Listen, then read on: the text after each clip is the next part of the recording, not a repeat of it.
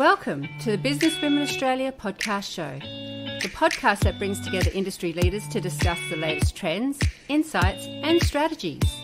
So sit back and relax, let's get inspired by the amazing women who are shaping the future of professional women in Australia. Don't forget to like and subscribe. So welcome to this month's Business Women Australia podcast show. I'm the founding director of Business Women Australia, Lyn Hawkins, and it's with great pleasure that I welcome Dr Kate Ringvall back on the show. We've had Kate before, and we're really keen to get a bit of an update on these new mandatory Australian sustainability reporting standards and to be able to really focus on why we should be taking climate risk seriously in our organisations. For those of you who are listening live, it's great to have you here. For those of you who are on catch up and listening on your favourite podcast platform, it's lovely also that you're taking an interest in the important business issues that are facing organisations around Australia. So Kate's a director of the Galactic Cooperative. She's a sustainability lead there. And she's been a leader in sustainability and circular economy, working, studying, exploring the many facets that make up sustainability as we know it today for many years. She's been around way before it was an important issue, and it's always been an important issue, but it's finally on the agendas of organisations. And I really am delighted to have Kate here. She holds a Master's in Public Policy and a PhD in Planning. And her focus across sustainability has been in business, branding, in urban planning, sustainable cities, sustainable transport, transit-oriented development and energy efficiency in the built environment and more. I recently visited Kate and the team out at the Galactic Cooperative premises, and I was blown away by the work that they're doing in supporting the circular economy, and really impressed with those organisations who are committing to this and investing in this, and would love to see more organisations reach out to Kate and the team there and visit them and talk to them about what you might be able to do in your organisation. Kate's worked with governments at every level. She's worked with large corporations. I met her originally when she was, I think, with IKEA over in Canberra, very early days of Business Women Australia. She's worked with universities implementing and integrating sustainability principles and practices. So this is a very timely conversation, isn't it, Kate? You know, and I really hope that executives and board members all need to be across these new reporting standards. So tell me, perhaps we could start with a little bit of an overview from you about these key elements in these mandatory Australian sustainability reporting standards. Thanks, Lyn. Yeah, look, it's a really, I guess it's a once in a lifetime opportunity for Australia to get this right. And I know a lot of businesses are kind of saying, oh, you know, it's just another layer of red tape that we don't need. You know, we haven't got people to do it. But I want to really impress upon everyone that this is stuff that we should have been doing a long time ago. We're now, what we're trying to do is capture the costs that us as businesses aren't currently meeting, and that us as individuals and private individuals in the public are meeting the cost of through, you know, climate change and the impacts of climate change, and, you know, the long list of other impacts that we're facing every day. So, and shifting the cost back to where the businesses are actually making the impacts is the right thing to do. So I think the most important thing to understand about the mandatory climate reporting laws coming in, and they've been passed now into law, is to understand that it's starting at the big end of town. So there's 3 levels of companies, and it's about size and profit and output rather than anything sort of more arbitrary. And it's the really top end of town, and they're being asked to start reporting from next year. And it's really around what are their current emissions, making sure that they understand what their, and by emissions, we're talking about greenhouse gas emissions. And most of those companies have already been reporting some of that information for the last decade or more through lots of other different types of legal requirements that they've been obliged to meet anyway. So for the top end of town, it's really not a big deal. It's just one more thing that they have to do, and it requires them to report it in a public way that maybe they haven't done before. The only other kind of layer of governance that is required is they have to demonstrate as a company that, okay, yes, so you know what your carbon footprint is, your emissions are, but we also need those companies then to demonstrate that they've got a governance framework to actually implement those things and to then begin to decrease those emissions. And when we talk about governance, we're talking about, that strategic environment that sits in hopefully every business that helps them, let's face it, that helps them to lead as a business, to be, make sure that they've got their fiduciary responsibilities locked down, that they're a safe and friendly business to work for, that they've got all of those things that we would expect a business in the modern society to have, that they're dealing with any kind of modern slavery in their supply chain. Those things are already in train. So this, for the big end of town, I don't expect it will be a really big thing. They've been expecting it, I think, in some kind of way for a long time. It was either going to be a price on carbon or something like this. I think we need both, but that's another podcast, Lyn. So I think for the kind of first stage, it's, if you're a big company, you need to look into whether you meet the threshold to report, and if you don't, start planning to be having to be reporting in some way soon. So obviously, around Australia and particularly in WA where you're based, there's a big mining resources sector, agriculture, probably even less ready for this sort of stuff because they don't have generally the type of resources available within their corporate structures. So what would be the impact at the moment of these organisations right now? Look, yeah, and that's a really good question. Look, I think a lot of them are worried that it's going to kind of put in another layer of red tape. My answer to that is it doesn't have to. It doesn't have to be that complex. Getting, finding out what your footprint, your carbon footprint or your emissions standard, number is not that complex. There are businesses out there. We partner with EnviroCapture, and they have a platform that's fully, it's all online, it's automatic. They connect with your power broker, whoever, wherever your energy is consumed, they will connect with that and they'll get all of your data. So it's very hands-off. It's a service business. So they will do everything they can to make sure that you get that number at the end of the day for your reporting.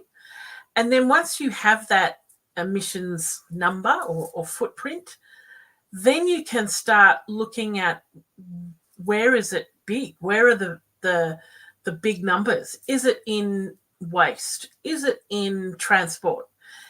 Is it in your energy? Have you looked into transitioning to renewable energy? There's so much low-hanging fruit for making change.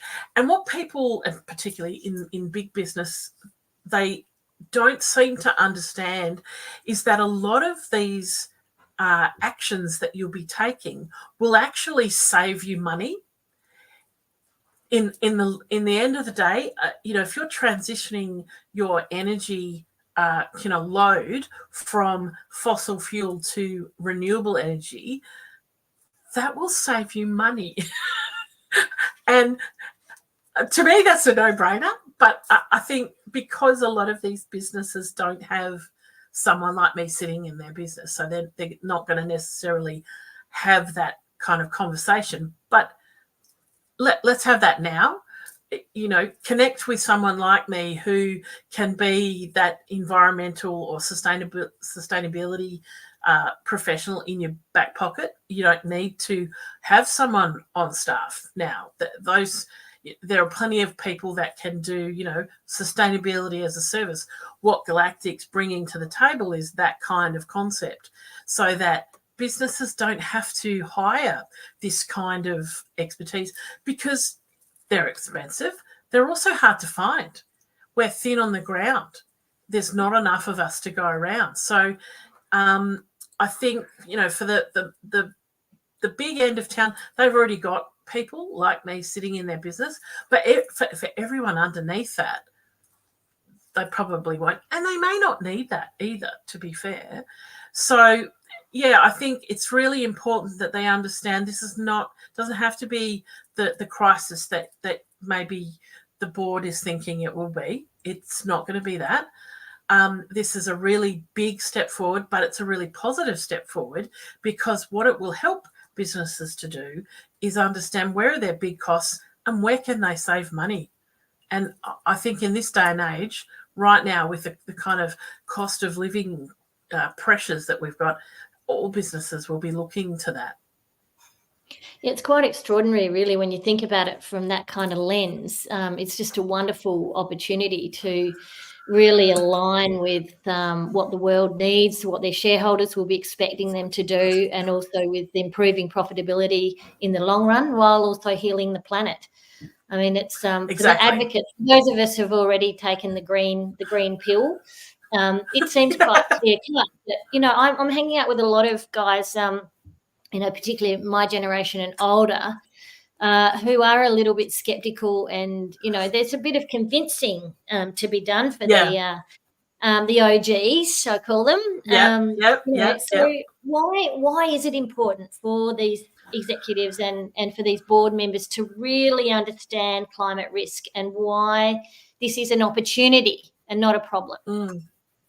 Yeah, and again, a really good point to make. I think it's really important for boards and the executive to understand that if you do nothing, that is a major risk to your business. It's a major risk to the ongoing longevity of your business, because eventually you will be impacted. And a classic example is right now in Europe, if you're doing any kind of business with the European Union, you will be hit with what effectively is a carbon tax. If you've got a carbon focused business, you will start to be impacted. If you're not making a lot of effort in that kind of realm to reduce the carbon intensity of your business and whatever it is that your product is or service is offering, you will be impacted. It will mean you will be more expensive than your competitors who've already made that change. That's first. And that's coming. That's already in train. I mean, other kind of impacts will be government now, because of this mandatory reporting. If you haven't got all of that governance set up, if you don't know what your emissions impact and footprint is, government business will say, oh, I'm sorry, well, we can't do business with you because you haven't got all of that governance in train. So we can't do business with you. Other competitors who have that kind of in train will be doing business with government, and vice versa. The big business who have to report, they will be looking to their supply chain. And if you sit in the supply chain of a big company, you will be asked to have all of that governance. You may not have to report, but you will have to have all of that governance frameworks around sustainability and climate risk well in place, so that they can report back in their reporting regime to say that their supply chain has things locked down as far as climate risk. So, right up front, it means the risk of your business not being able to do business is really clear. And that's going to have massive implications for construction and infrastructure, road building, all the suppliers to government that are big, big carbon kind of cost centres, really, aren't they? Particularly, I guess, and big budget processes, big budget projects, and they'll be the ones that will be targeted first, really, in terms of having to show what they're doing. Yeah. And look, we haven't really seen how it's going to be implemented yet, because the Australian Institute of Company Directors is kind of the implementing body for this branch of mandatory reporting. And that makes sense, because they are the institute that's the guiding force, the sort of peak body for company directors. So that makes sense. But we've yet to see the detail. But we already know that companies will need to embed this stuff to be able to do business. We understand that already. So, if businesses are really smart, they will have already started understanding what is it that we need to do, what does that climate risk governance look like, and what are our impacts.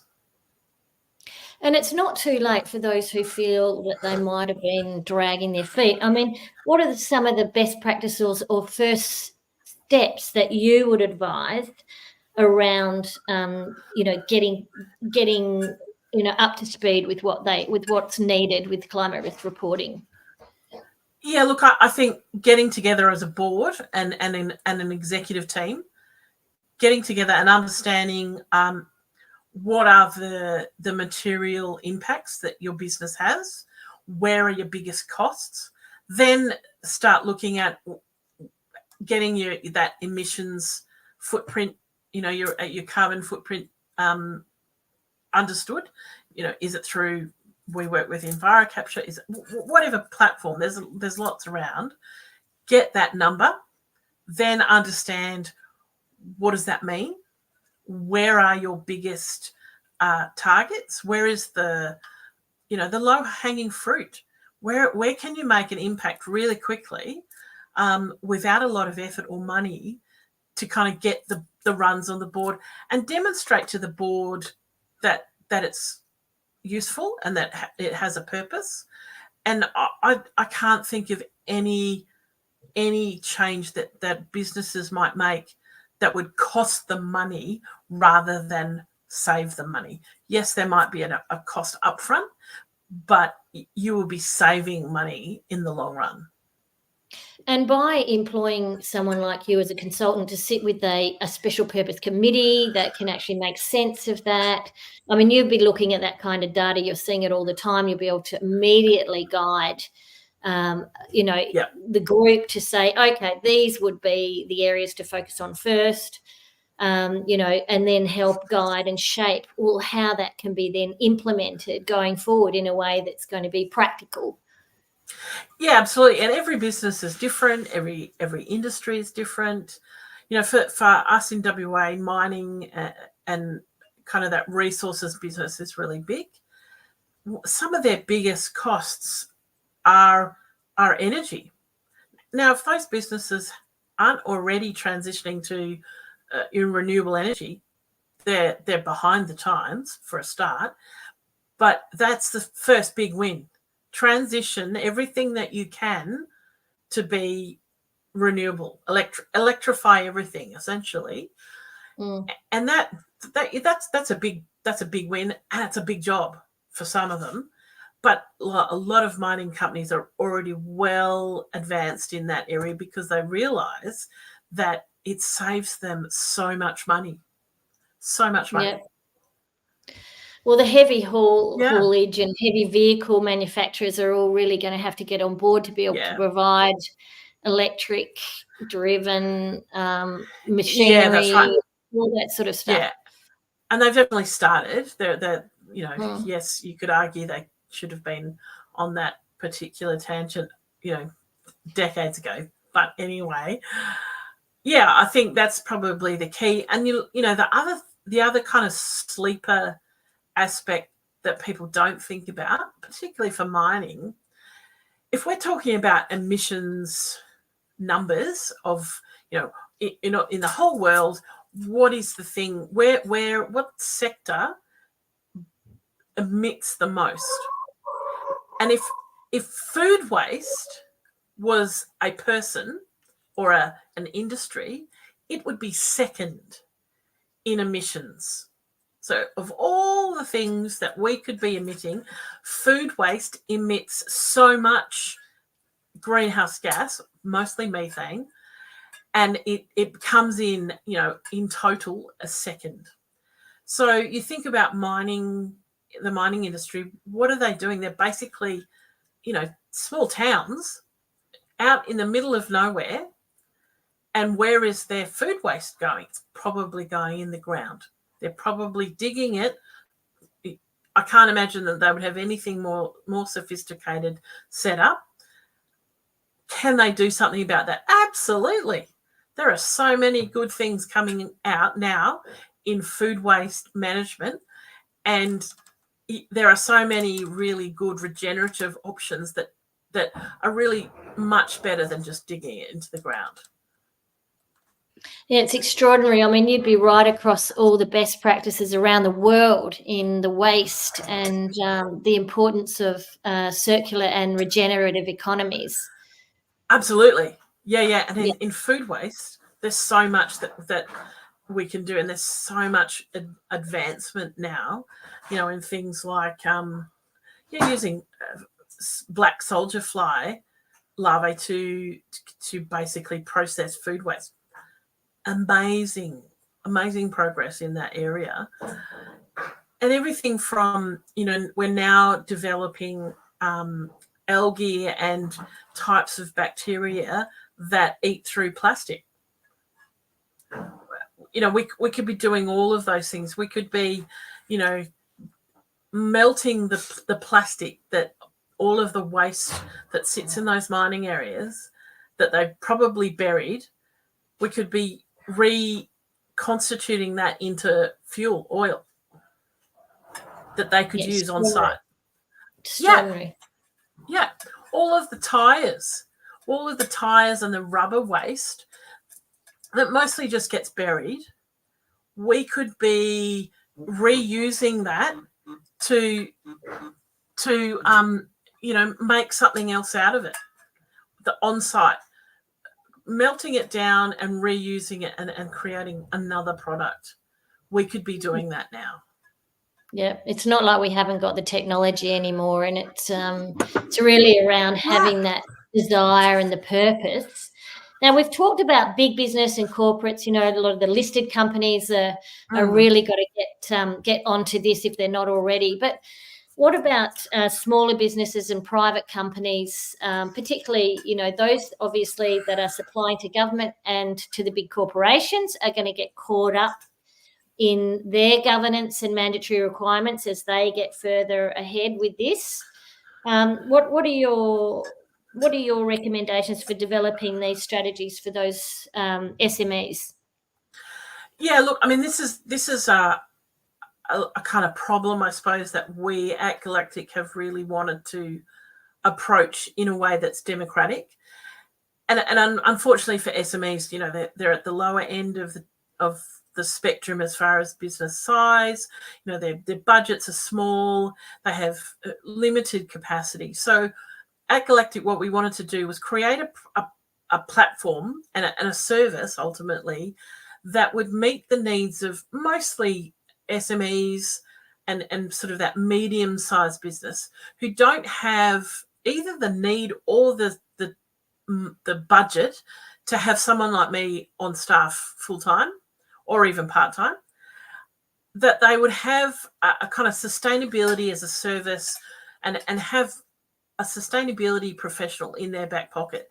And so we've created this platform. It's going live now, that small businesses can download packages of documents, templates that they will need to develop that governance framework, sustainability policies, energy and resource use policies, anything that they need that sits around that, good governance or climate risk governance that they will need to either report back to, the big company in their supply chain, or eventually to report to, the mandatory climate reporting scheme, when it eventually gets to small business. And if they're ahead of the game, that will be so much easier. And I think probably, again, the biggest risk for SMEs, if they don't understand that if they sit in that supply chain of a large business, they are effectively that large business's Scope 3 emissions. So Scope 3 emissions, we have 3 emissions kind of levels. Scope 3 is, generally speaking, everything out of control of that business. So that's all your customers, all your clients, all your supply chain. So if a small business sits in that supply chain, that's a Scope 3 level for that big business, they will have to report their governance and possibly even their emissions to that company, because that big company will have to include that small company's reporting in their own reporting. And so they need to be ready. Straight away, I'm thinking transport companies, supply companies, deliveries, IT suppliers, technology suppliers, to mining resource companies and government, food service catering suppliers to the mine sites.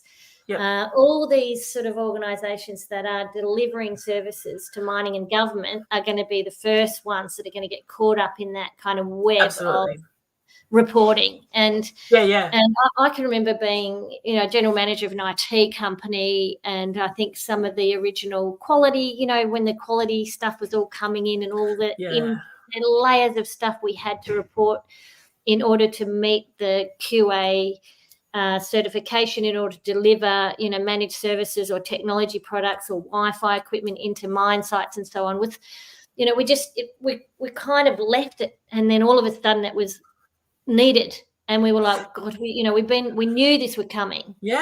And we missed a couple of tenders because we weren't on the front foot. And there were some pretty big tenders. And they just started to come into those tender processes. And people were falling off preferred supplier arrangements that they'd had in place for 30 years, and all of a sudden they've been dropped off as a preferred supplier because they weren't up to speed. So look, those of you who are listening to this, there's a lot of fear mongering out there, but it doesn't need to be scary. It's actually quite a positive and simple approach, Kate, isn't it? I mean, absolutely. I just think it's actually there's a bit of joy in this process, I think. Yeah, absolutely. I think nowadays, as a company, most companies will have some of their staff be saying, look, I want to know that we're making a positive impact in the world. And, a lot of the Gen Ys and Z, they don't want to work for a company that doesn't have all of that stuff tied up. If you're not acting in the way that you would want your children to know about, then you'll struggle to get staff. You will struggle to get business, because other businesses don't want to work with companies who aren't upfront about what they're doing. And I think you're right. There's a lot of joy in that, because it means as companies we can be really clear about what we do stand for, and I think that's a really important move. It means, we've all been wanting in the environment field, at least, we've all been wanting companies to recognise that they're not meeting the full cost of their business choices, and that they need to start doing that. And this is a really good step in that direction. Look, there's a whole wider issue around this too that I just would love to touch on around that, who bears the cost. And it is high time for big business to really step up and put their big boy pants on and their big girl pants on. And, absolutely. and just say this is important, that we are leaders in this. There's a whole developing world out there that's carrying the cost of climate change, and we're expecting so much from these developing nations that are not profitable, that are really struggling, that people are suffering as a result of the decisions that we have made in the Western world and the lifestyles that we are choosing to continue to live. Yeah. Wouldn't it be amazing if we all just went, well, let's do our bit. It's time. No more delays. Let's get onto this, and let's stand up proud and be a brand that future generations will be super proud to be a part of, and be, especially during this transition stage. We were the ones that stepped up. We were the ones that looked at our entire supply chain process and actually started working on building those sustainability practices in earnest, not just to tick some boxes, but actually then put some resources and some of our profit perhaps into looking at these innovative technologies around the circular economy and say, how can we power this up and create employment opportunities? When I think about areas where people are living in remote regional parts of Australia, wouldn't it be amazing to have those recycling and renewable innovative technologies being a part of a whole workforce development project for those who want absolutely. to participate? Yeah, absolutely. There is so much opportunity in our country, particularly around that transition to a circular economy and reusing and remanufacturing, repairing materials that can keep going around and around and being reused and used again. So much innovation in that space, so much opportunity. And for a lot of the big brands, there's streams of opportunity for new business that are just lying dormant, that they're not seeing. And really that's what this could be helping them to do. This process could, help them to leapfrog over other businesses in their sector so that they are ahead of the game. So much opportunity. It's laughable, really, because, in Europe, this is all work that's been going on for decades already. Most companies have this kind of in train. And that's the other aspect of it too, is those of our large organisations and corporations that are exporting overseas, including our mining resources, our agriculture industry, our food production, so on, that our international customers will be asking if our government isn't asking as loudly as they should be. Certainly those European consumers will definitely be asking. Yeah, totally. Yeah, if they haven't already, they will be very soon. Yeah. So, this is a great opportunity for organisations to really get on board and to engage someone like you and the team at Galactic Cooperative to walk on the journey and look at, even if they have embraced it, how can we do this better? How can we really make this a key part of our brand, of our purpose, of what we're delivering back to our markets and to the communities in which we operate? Is there anything else that you think that we need to be aware of? And what does the role of education play in helping those that are in charge of these decisions to really navigate the new sustainability initiatives? Yeah, and look, that's really important. I think education is key, and most professional sectors have some kind of ongoing education component that their members are obliged to sort of be part of. And I would suggest for CEOs, this is really key. Chairs of boards, CEOs. I know that the Australian Institute of Company Directors, they have a lot of webinars upcoming around this space, and I would thoroughly recommend CEOs and chairs of boards and executive teams to go and watch those webinars. Watch the ones that we've put out, because we've put out a few now, Lyn, haven't we? I think it's really important to keep abreast of what's going on, and it's the fiduciary duty. It's your duty as a company director to make sure that you're up to date with what's going on. And the mandatory climate reporting is the biggest thing that's happened in a long time in this kind of space. So yeah, we need CEOs and chairs of boards to be really educated around what actually is the impact for them, rather than hearing the kind of hearsay from the neighbours. Make sure that you know exactly what's going on and that you know the reality, that it's not a big deal. It doesn't have to be. It's really simple. Some of it is probably already in train in your business anyway, if you're big enough. And there are people like me and our organisation helping the smaller end of town or the small to medium businesses to really approach this without fear, with some confidence that they've got someone in their back pocket to help them. And I think, the big end of town already have that well in train. But it's an exciting time to be in this sector, I have to say. It certainly is, Kate. And I mean, would you be available for, say, boards if they wanted you to come and talk to them and do an audit on where they're at and where the opportunities are? I mean, is your focus mainly on the SME space? I mean, I'm already, definitely, absolutely. I'm already helping an MF and a not-for-profit board kind of get on top of all of this. Yeah, absolutely.